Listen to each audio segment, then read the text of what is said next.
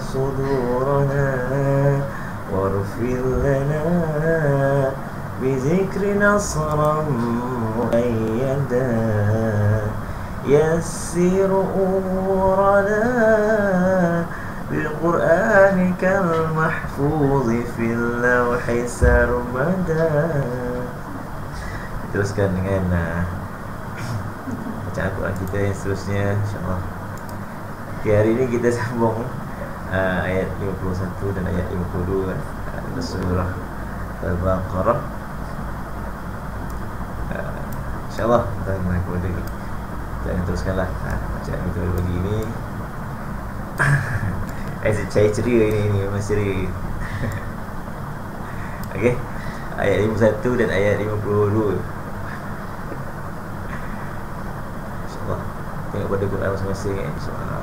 Dan boleh tengoklah tak kalau tengok saja di paparan komputer anda, di paparan handset anda, abang-abang semua handset tengok boleh, tapi tengok dekat TV apa semua, insyaAllah. Okay, sama-sama kita baca. A'udzu billahi minasyaitonir rajim. Bismillahirrahmanirrahim.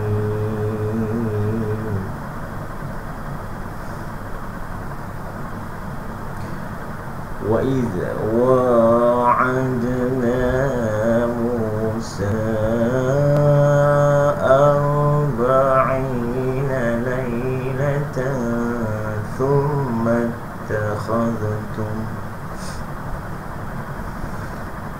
ثم اتخذتم العجل من بعده وأنتم ظالمون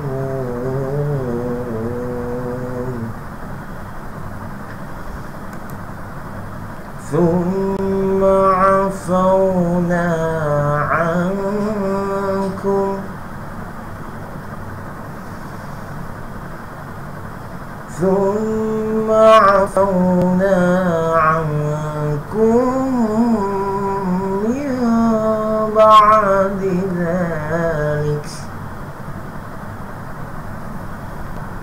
من بعد ذلك لعلكم تشكرون. صدق الله العظيم. Okey, dan kita sudah selesai membaca surah Al-Baqarah ayat 51 dan ayat 52 seperti mana yang saya telah baca tadi.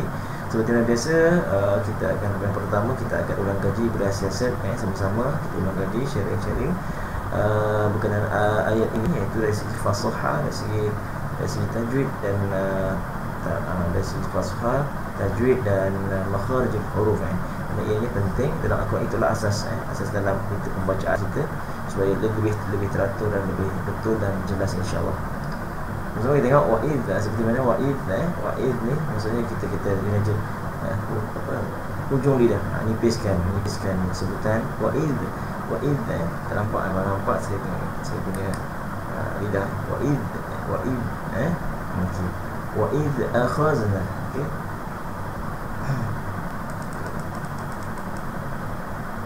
wa'id hujung lidah, wa'id hujung lidah, wa'adna. Wa'id tu mesti zal ni mesti hujung lidah. Tak nak mesti di hujung lidah kita. Maksudnya dia nipis. Berbeza dengan zai dia tebal. Zai tebal. Wa'izza dia kena cemek lagi. Wa'izza ni kalau ni sebab hujung lidah. Wa'id hujung lidah. Wa'id wa dia dua harakat. Wa ni dua harakat. Wa'adna. Ain ni mesti pekat macam ditarik. Ditarik kau, tak ada yang tak kau tak sedap. Wa idza wa'adna yang ain ni mesti pekat, ditarik kaumnya. Kak Muhammad Fauzian Muhayyad, terima kasih kerana watching saya. Share Kak. InsyaAllah sampai lagi Kak. Ini saya PDR work from home. Jadi kita bersama-sama lah kelas. InsyaAllah bila dah mula kelas 22 bulan nanti saya dah tak boleh, saya dah kena pergi sekolah sepenuhnya. maka insyaAllah saya akan buat kelas setiap hujung minggu. Hujung minggu di FB lah insyaAllah. Di masjid-masjid cerita. Masjid belum ada perbincangan lagi, belum syarat, jadi saya tak berani lah buat insyaAllah. Di masjid lain insyaAllah saya buat. Jangan panggil saya untuk kelas takmir. Tak apa kak, bersama kita ulang kaji. Wa'adna, ini mesti pekat kak Adana dia mesti pekat macam tarik kat Fuzia. Macam tarik akak buat kan. Tarik ke SPP kat abang Haji Ahmad nak ni, tengok kau ni. Kalau tak kau dia tak nak. Kalau yang tak kau wa'adana, tak nak tahan barang. Dia bukan tak boleh. Wa'adana biasa-biasa makhrajul huruf, tapi kita saya kata tadi dulu kelas saya kelas saya itu yang dulu saya ceritakan apa, kita baca Al-Quran kita mesti nak ada azam untuk menjadi bacaan kita jadi lahjah Arab, lahjah Arabiah, supaya kita bacaan kita lagi cantik. Makhrajul huruf, keluar huruf tu betul tapi tak cantik lah. Tak kisahlah bila kita keluar cakap orang Jawa tapi kita baca Al-Quran mesti nak jadi macam Arab, mesti nak cantik. Kena uji, kena usaha juga lah insyaAllah. Wa'adna, ain kena tebal. Wa'adna, dal ni huruf qalqalah, qaf ta ba jim dal. Huruf dal ni kena jelaskan juga. Wa'adna, kan kena ada wa'adna, dal tu mesti jelas dal. Mad asli. Mazun Razali. Okay, ni Syekh saya ni, Syekh Kabir ni. Rakan-rakan dia ni, lepas Syekh Kabir sama hari raya. Mazun nasi sama hari raya raya haji. Terima kasih Mazwan. Saya sharing lah Mazwan. Hari ni saya work from home, BGR bekerja dari rumah. Jadi saya boleh lah buat online. Sebelum 7.20 saya kena punch card, saya kena off insyaAllah. Mad asli, setiap huruf yang berjumpa alif, waw dan ya. Ingat setiap huruf hijaiyah yang berjumpa huruf alif, huruf waw dan huruf ya, dia mesti 2 harakat. Itu saja. Tak tahu nama tak apa, tak tahulah mak apa pun tak apa, yang penting tahu itu mesti 2 harakat. Wa'adna 2 harakat, na 2 harakat, mu mim bertemu waw, mad asli. Masih jumpa lagi mad asli mad asli. Mu okey, yang lebih okey.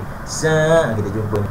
Kita jumpa mad jaiz munfasil. Tak tahu nama tak apa, yang penting kita tahu bila berjumpa ada tanda panjang memang lazim macam ini, sempang ke atas, dia macam ada melenduk sikit macam obat sikit tu, maka dia ada 4 harakat.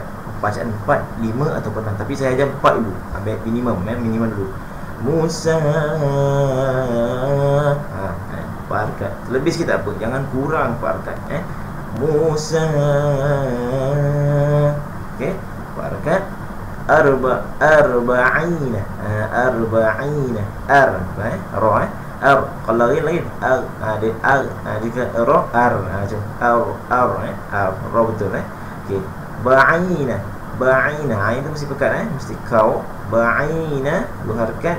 Ba'ina lain. Ini kebiasaannya saya ulang banyak-banyak kali supaya dia tak jadi panjang. Yang menjadi panjang itu ada 2 keadaan biasa pengalaman saya. Yang pertama tak lancar bacaan Al-Quran. Yang kedua dia lama sangat lepak kat situ. Arba'ina. Contohlah orang tak lancar. Arba'ina. Tu. Laila. Jadi dia panjang itu. Jadi mesti pendek, mesti laju cepat masuk ke lam. Arba'ina lay. Arba'ina lay. Lay itu cepat-cepat masuk ke lam. Jika pendek, tetap pendek, tak boleh baca panjang. Lailatan. Fathah sini kena dengung. Tang, tang 2 harakat. Tang thum. Tang mesti dengung. Tang thum. Thum dengung lagi. Kerana apa? Setiap huruf yang ada tanda syiddah ataupun tasydid, bahasa Jawanya apa tanda ni? Tanda yang gigi ni, tanda sabdu. Sabdu je pun. Lagi orang Jawa panggil sabdu Jawa. Sabdu lah. Thum dengung tu 2 harakat. Thumma takhadha. Kha tu mesti dikehakkan. Boleh cantik. Thumma takhadhatum. Sebab apa nak kena kahak? Kerana kita nak membezakan setiap huruf itu punya objektif dia. Objektif kita contohlah kha ni, kha yang titik atas kepalanya tu kha yang mesti kahakkan. Hak dia hak pedas, yang tak titik tu hak pedas. Satu lagi Jawa yang sipun mesti nak bezakan. Kha yang kahak, hak yang pedas. Sebab kita kena membezakan setiap huruf Macam alif dengan ain tu kena bezakan. Kerana kalau kita tak bezakan, maka akan sama bunyi. Maka sama akan bunyi, makna dari segi Al-Quran tak ada. Maka tidak tak ada makna dalam Al-Quran, maka berdosalah kita, rugilah kita. Itu yang tak nak tu. Sebab tu bersebutan kena hati-hati. Thumma takhaz. Ta dia mesti hamas. Summat takhaz. Kalau ta tu betul, keluar huruf tu betul, tapi makhrajul huruf tu betul. Tapi kita nak jadi lahjah Arabiah kena thumma takhaz. Ta dia mesti ta. Thumma takhadtumul ajla. Alif lam jelaskan tumul, mul, mul, mul, ajla. Ain kena pekat kau. Lamim, cepat-cepat masuk. Lamim. Ini nun atasnya ada mim toncit. Mim toncit tu mim kecil. Mim kecil kena dengung. Kat sini punya yang kelab. Sebab tu dia ada huruf yang ada huruf mim mesti masuk macam huruf, nak masuk huruf. Dia sebab apa ada mim kecil? Sebab dia nak bunyi tu macam-macam masuk huruf mim. Tadi tu huruf ba. Jadi cantik kita punya paduan kita macam huruf mim lah kita baca. Mim ba. Tu. Mim I M. Kan? Mim ba. Dengung dekat. Mim ba. Mesti pekat kau. Ba'dihi. 11 huruf lam, 11 huruf hapus, hasib, jauh ni, bulat ni ada tanda kepala naga ataupun kepala buaya. Maksudnya apa? Maksudnya mesti panjang 2 harakat. Kalau tambah atas ni ada macam sempang macam ada tu, tambah 4, 5 ataupun 6 harakat. Sini 2 harakat ni masilah fasiratan. Aku tak tahu nama tak apa tak. Tapi mesti 2 harakat di situ. Ba'dihi wa an, ini fa'aqati dengung. Wa antum tu dia cuma ngani dia sian tu wa antum dha dia sebenarnya huruf dha ulang gaji balik sifat huruf dha, sifat huruf dha, lidah belakang gigi, contoh to belakang gigi lidah tolakkan sehingga gelembung, lepaskan. Contoh dha, semua belakang gigi tolakkan. Mesti belakang gigi lidah kita, hujung lidah, belakang gigi lidah, belakang gigi tolak demi udara dan gelembung. Dha itu. Okey, itu sifat keluar huruf dia. Dha keluarkan.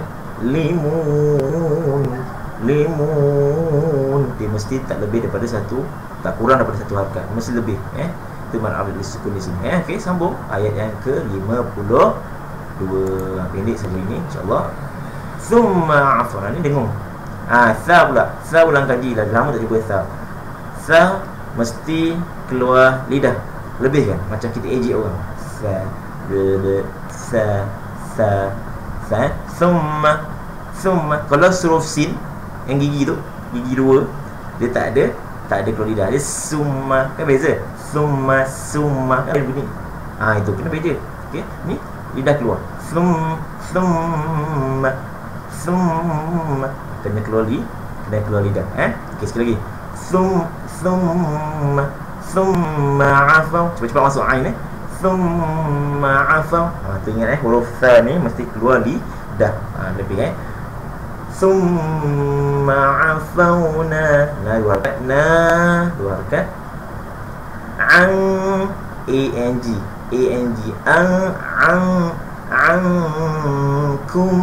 Ini mim mati bertemu mim pun nun. Idgham mislah ini syaf.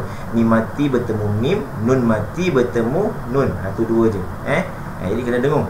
Ankum. Dengung tu 2 harakat. Kum, kum. Ni jumpa lagi nun atasnya ke mim toncit. Mim toncit mesti dia dengung. Punya akhlak di sini. Tak tahu nama tak apa. Yang penting tahu di situ mesti dengung. Min ba'di dha. Ain pekat terikat mesti kau. Ba'di dha. Cepat-cepat masuk. Ba'di dha. jangan lama-lama ngeteh kat sini, jangan lama-lama lepak kat sini, maka dia akan jadi terjerumus ke lembah kerosakan bacaan. Okey, ngeteh clear tak apa. Ba'di zal tadi hujung dia lagi. Za dua harakat sebab ada alif tonjek sini. Zalika. Kaf pula orang kaji balik. Kaf dia mesti cemik mulut. Ka. Zalika. Ka. Cemik kala'allakum. Kaf hamas. Okey, kum. Kala'al. Kalau yang tak yang biasa punya keluar huruf zalika la'alakum. Tu biasa. Ni yang cemikkan mulut amat cantik. Zalika la'alakum. Cemik mulut kum tash shin macam orang tu diam. Okey. Kurun lebih lebih pada satu. Okey. Kurun man'arid lis-sukun. Okey. Dapat? Alhamdulillah. Kita dah selesai dah tadi kaji berkenaan pada siasat berkenaan hukum tajwid, fasahah, makharijul huruf. Jadi kena hati-hati dalam bacaan kita. Dalam bacaan kita bukan mana kalau saya baca tidak betul sempurna, tidak. Saya pun banyak silap juga. Kalau ada silap saya, tolong komen di bawah FB itu ataupun WhatsApp saya nombor tertera. Tu mana-mana sajalah, Messenger pun boleh tanya saya. Boleh betulkan saya. Tanya pun boleh, masalah. Okey. Kita terus kepada hukum ataupun kita tadabbur Al-Quran ayat 50 ini, iaitu bacaan Al-Qurannya. Okey. Ayat 51 iaitu maksud dia. Tadabbur Al-Quran kita ayat 51. Sekarang kita dah sampai kepada memperingati Allah kenang Allah akan minta orang-orang Bani Israel untuk kenang apa yang Allah telah buat kepada kaum dia orang masa zaman Fir'aun. Selamat dia orang daripada daripada lautan kan, dibelah kan, dikejar. Maka sambung pula hari ini ceritanya, ayat 51. Wa iz wa'adna, dan kenangkanlah, okey, ketika kami berjanji. Wa'adna tu berjanji, kami janji Musa, berjanji kepada Nabi Musa, Musa arba'ina lailatan, untuk memberi Taurat kepadanya sesudah ia bersiap selama 40 malam. Nabi Musa daripada golongan daripada dengan Bani Israel lah tu, kan. Wa iz wa'adna Musa arba'ina lailah, 40 hari, malam.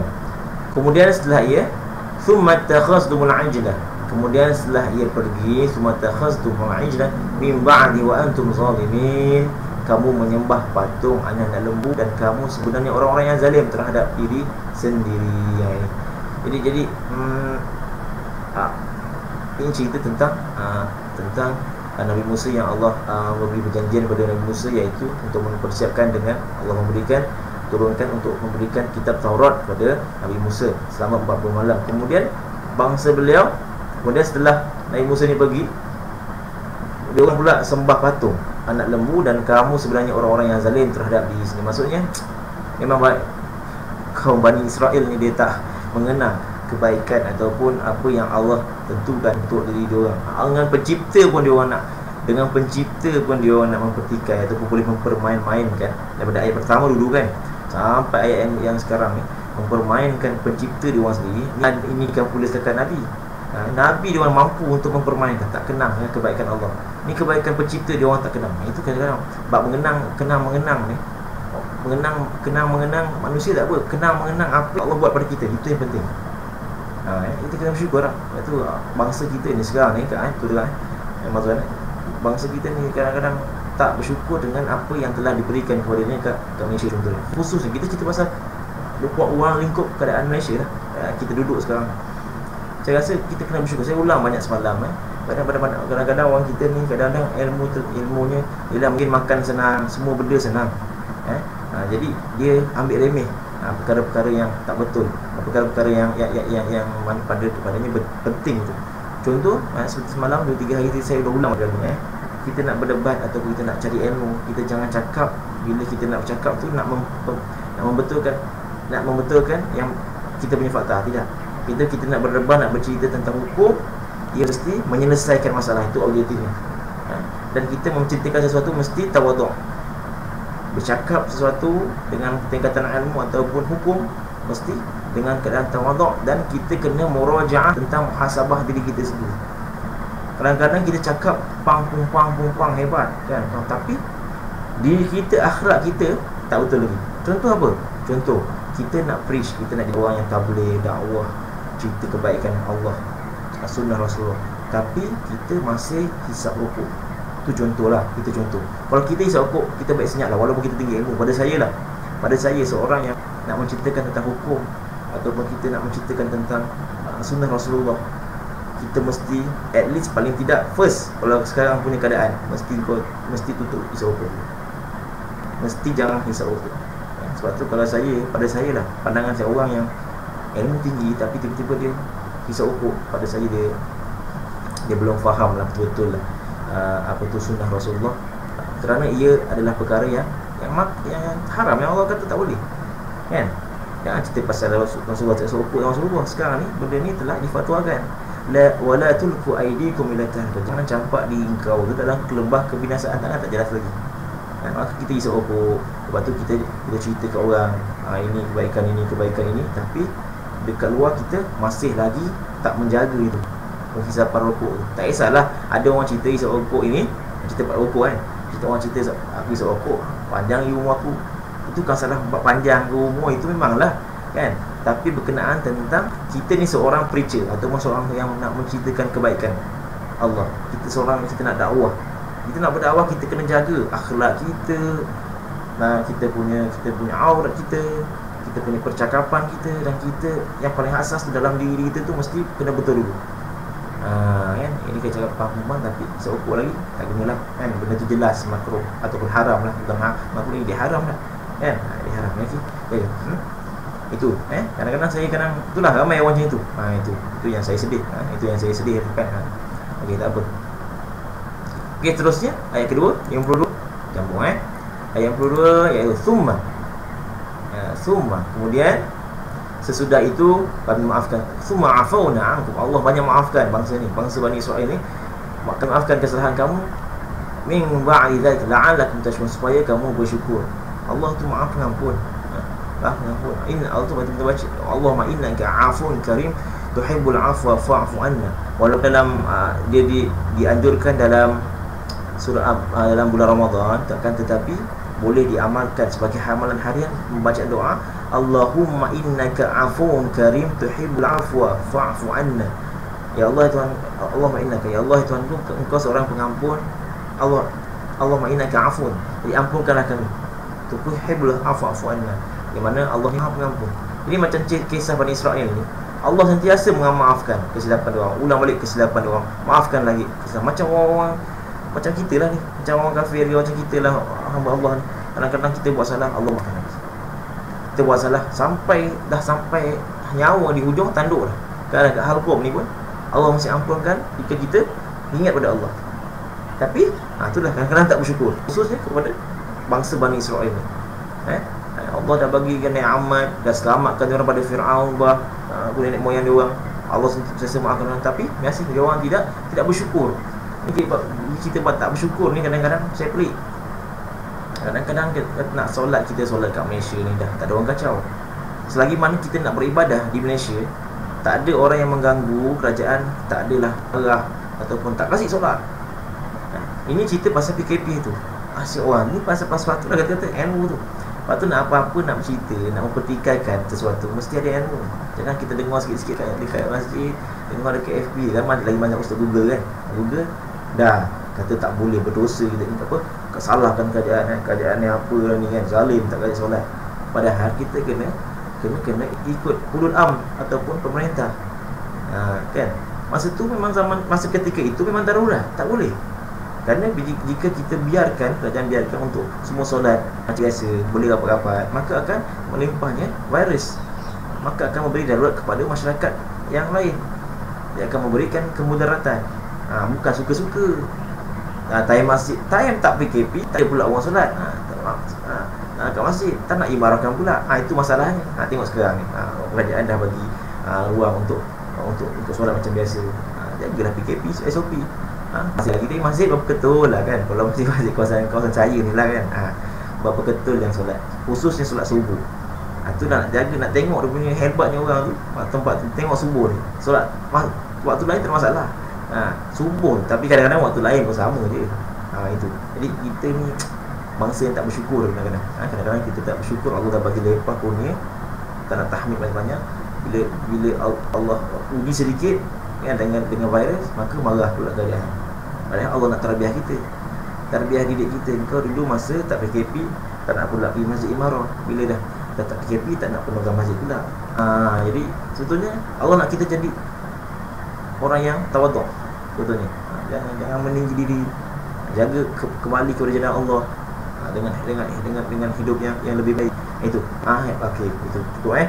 Itu 4 pembebelan hari ni. Cukuplah bebel-bebel lagi. Sebab tazkirah tu penting dalam hidup kita. Nak tadabbur Al-Quran tu penting. Bukan sekadar kita tahu baca Al-Quran hebat, tapi maksud kita tahu. Sebab apa? Bila kita maksud, bila kita tahu, maka kita akan lebih mendalami Al-Quran. Ini sama saya belajar, saya ngajar, maksudnya kita sama-sama belajar. Kita pun tahu balik, macam ini rupanya cerita. Al-Quran ni buku cerita kan, macam novel juga. Saya tak minat macam novel. Tapi Al-Quran ni lebih daripada novel. Kerana ia merangkumi kehidupan seharian, dan apa yang belum berlaku, yang sudah berlaku, akan berlaku, telah diceritakan oleh Allah Subhanahu Wa Taala dengan ia mukjizat. Alhamdulillah, kita berada pada akhir fasa, iaitu akhir sekali, iaitu seperti mana saya ajar taranum. Taranum, ulang kaji taranum bayati, harakat pertama dan harakat kedua, ulang tu je. Dah faham maksudlah harakat seterusnya. Yang taranum perkara yang susah walaupun tak penting. Kan? Itu letak akhir sekali. Kita ambil ayat yang 52 lah. Sekali kita sama-sama dengan saya 3 kali ulang. A'udzubillahi minasyaitonir rajim. Bismillahirrahmanirrahim. Ingat, mula bacaan mesti dengan suara tabaqat ataupun tingkatan suara yang paling rendah, supaya akan memudahkan kita pada peringkat seterusnya suara lebih baik tingginya. Okey, tabaqat yang tinggi. Thumma 'afawna 'ankum min ba'di dhalik. ذلك لعلكم تشكرون. Okey, sekali lagi. Bayati taranum harakat pertama dan harakat kedua. Harakat pertama, summa afawna ankum min ba'di dhalik. Hujung waktu ada. Harakat kedua taranum bayati, ذلك لعلكم تشكرون. Okey, sekali lagi maratan ukhra, kali ketiga. Bayati harakat pertama, thumma afawna ankum min ba'di dhalik. Harakat kedua taranum bayati, ذلك لعلكم تشكرون. Okey, mudah-mudahan dapatlah taranum bayati harakat pertama dan harakat kedua. Kenapa kena mulakan dengan tabaqat yang paling rendah? Kerana ia akan macam kita lah naik motor, bukan terus start enjin. Kau lagi motor Honda kan, start enjin tu jalan kan, rosak enjin. Kita panaskan enjin dalam 3-4 minit, suruh dulu bawah, alon-alon kan, naik atas, terus naik tinggi, makin tinggi. Jadi kalau kita mula daripada bacaan rendah, akan naik tinggi-tinggi, akan peringkat lagu yang jawab yang tinggi, nanti kita tak terpecuk ataupun kita tak akan terbabas. Suara kita terbabas. Suara terbabas. Contoh kita nak buat lagu hijab,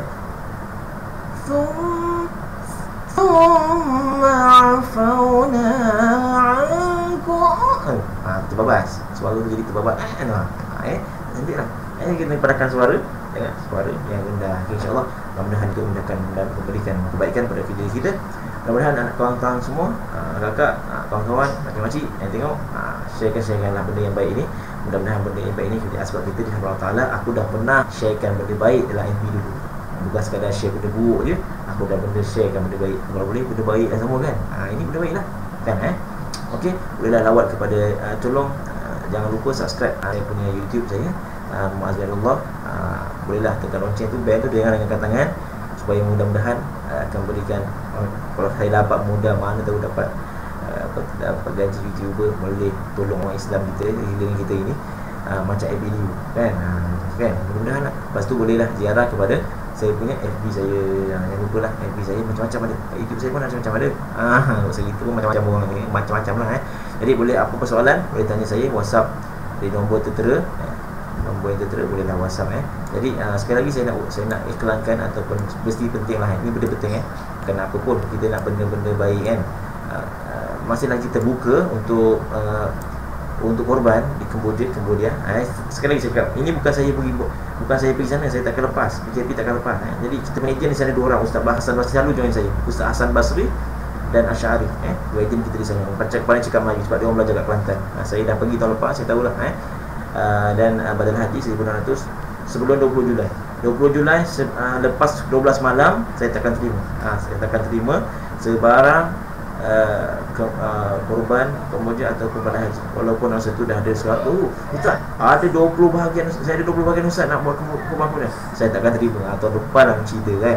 Ini bagi awal sebab kita nak hantar duit ke sana untuk persediaan lembu-lembu yang lembu dan akikah semula, kambing semua yang cantik untuk pengurusan, bagian pengurusan. Jadi kena awal lah sebelum 20 Julai. Sebelum 20 Julai, ulang sekali lagi, sebelum 20. Itu kawan-kawan lain sharekan dan badan haji pun sama. Badan haji pun sama. Dan bila saya tahu, bila dah bank in, saya terus masuk dalam grup. Saya dah buat satu grup, maka mudahkanlah untuk kawan-kawan semua update untuk terkini rentetan proses badan haji, proses korban di Kamboja. Saya tekan alhamdulillah dapat dah dalam 13 bahagian lah dalam 13 bahagian. Boleh ada tu pun ada orang tanya lagi, masih lagi dalam turutan lah. Saya tengah susun lah. Mungkin InsyaAllah jumpa lagi pada masa akan datang. Maaf jika ada kesilapan daripada diri saya yang hina, yang cela ni. Saya bukan orang yang sempurna. Maka yang baik semua daripada Allah Subhanahu Wa Taala, yang buruk daripada diri saya. Kita tangguhkan rancangan kita dengan tasbih kafarah subhanakallahumma wa bihamdika asyhadu an la ilaha illa anta astaghfiruka wa atubu ilaik. Subhanakallahumma wa bihamdika asyhadu an la ilaha illa anta astaghfiruka wa atubu ilaik. Subhanakallahumma wa bihamdika asyhadu an la ilaha illa anta astaghfiruka wa bismillahirrahmanirrahim.